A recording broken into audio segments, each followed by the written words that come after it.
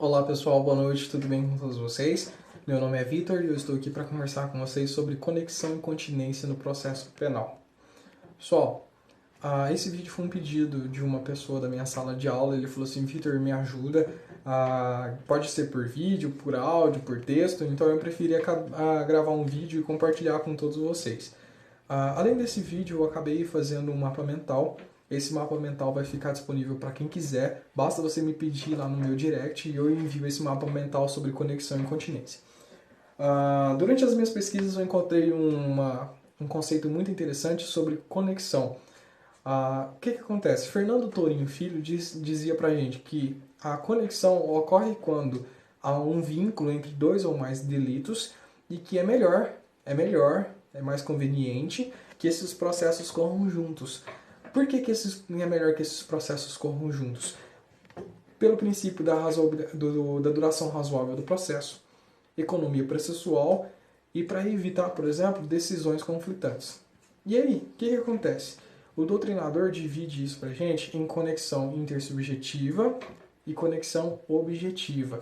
A intersubjetiva, ela ocorre quando há ligação entre os sujeitos. Só que aí o que acontece? Ela se subdivide em mais outras três. A conexão intersubjetiva por concurso de agentes, que é aquela que ocorre porque o crime é cometido por coautoria ou pelos mesmos sujeitos. A conexão intersubjetiva por simultaneidade ou ocasional. Não existe concurso, né? Os agentes praticam os delitos sem que saibam da ocorrência um do outro e não têm intenção, por exemplo, de reunião. Não tinha intenção de reunião, mas acabou que ocorreu todo mundo junto ali, por exemplo. E a conexão intersubjetiva por reciprocidade. Reciprocidade. Apenas a palavra reciprocidade já conta pra gente. São dois ou mais delitos cometidos uns contra os outros, né? Então, por exemplo, a gente tem aqui, por exemplo, a necessidade de que seja reconhecido o autor de cada um daqueles atos. Então, por exemplo, juntou muita gente ali e acabou que aconteceu, por exemplo, uma reciprocidade nas violências e não conseguiu, por exemplo, fazer a identificação de quem era o autor nem a vítima. E nem o autor e a vítima do outro crime também. Então acaba que não ocorre essa conexão, tá? Então o essencial é que ocorre, por exemplo, a identificação dos autores e das vítimas dessas reciprocidades. A conexão objetiva. A conexão objetiva é um liame entre os dois ou mais fatos tipificados como crime. Então, não há necessidade, por exemplo, de pluralidade de pessoas, apenas os fatos tipificados como crime é que geram essa conexão. Só que aí elas se dividem também, elas se subdividem também em objetiva teleológica, que é a prática de um crime visando a prática de um segundo crime. E aí, nesse caso, a gente tem, por exemplo, para todo lado, a gente sempre vê esse exemplo. Um empresário tem um segurança e uma pessoa, para fazer o sequestro desse empresário, ela mata o segurança. Então ela chega, comete um crime de homicídio e depois ela vai e comete o crime de sequestro. Beleza? A conexão objetiva teleológica. A conexão objetiva consequencial ou sequencial. Ela ocorre quando o agente ele pratica um segundo crime visando a garantia da impunidade ou da ocultação do crime anterior, né? Ou a garantia da vantagem obtida no crime anterior. Então, por exemplo, para garantia da impunidade, ele mata a testemunha, da ocultação, né? De garantia de que aquele crime, por aquele delito, por exemplo, ele vai continuar oculto. A ocultação de cadáver, ou, por exemplo, da vantagem.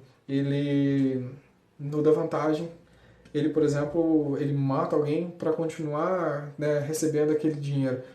Lembrei um exemplo muito legal.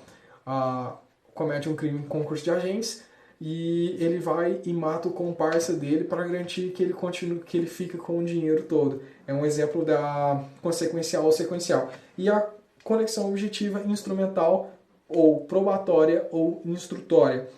crime necessariamente dependerá da prova da existência de outro. Isso aqui, por exemplo, pessoal, é no que ocorre com o crime de receptação. Para a pessoa ser condenada pelo crime de receptação, tem que ter a prova de que houve o furto ou roubo, para ela ter recebido aquele produto de furto ou roubo. Então, é bem simples. A instrumental depende de prova de um crime anterior. Então, é bem tranquilo, ok? É só lembrar do crime de receptação. E aí, pessoal, a continência, né? A continência, eu também senti muita dificuldade de entender ela e eu acho um conceito assim muito simples. Mesmo que sejam diversos os fatos, se considera apenas um só crime. Então, ocorre duas ou mais condutas, mas acaba considerando como um crime só. E que é muito parecido com o concurso de pessoa, concurso formal, né? O concurso formal é justamente isso. Duas ou mais condutas e um só resultado. Então, a continência ela se divide em cumulação subjetiva, continência por cumulação subjetiva.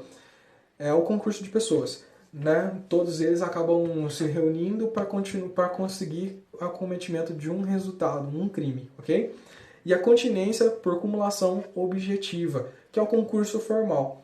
Uma conduta mais de um resultado, ok? Isso acontece, por exemplo, no aberratio ictus de duplo resultado e no aberratio criminis de duplo resultado também, de resultado duplo. Por exemplo, no aberratio ictus, né? Erro na execução. A pessoa vai atingir o tiro numa pessoa, né? Eu vou matar o meu inimigo, só que na hora que eu dei o tiro, passou uma pessoa na frente. Essa pessoa que passou na frente recebeu o tiro, mas a mesma bala que matou essa pessoa, matou o meu inimigo. E eu acabei com uma conduta só, causando dois resultados. Eu vou ser condenado por um crime com exasperação de pena, ok?